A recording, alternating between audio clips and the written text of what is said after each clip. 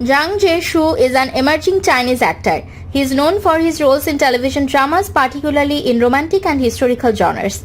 Zhang Zhe Xu was born on October 27, 1999 in China. He debuted in 2024 and quickly gained attention for his supporting and lead roles in several Chinese and Singaporean drama series.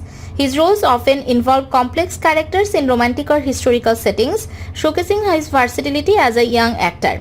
Zhang's breakout role came in Kill to Laugh 2025, where his portrayal of Duan Jiang earned praise for its emotional depth. In 2025, he also starred in Too Late to Laugh Chinese drama 22 episodes, took on the supporting role of Fang Yilin. His ability to transition from supporting roles to leading parts within a short period highlights his rising prominence in the Chinese entertainment industry. His performances have contributed to solid audience reception, with rating ranging from 6.8 to 8.3 on platforms like My Drama List.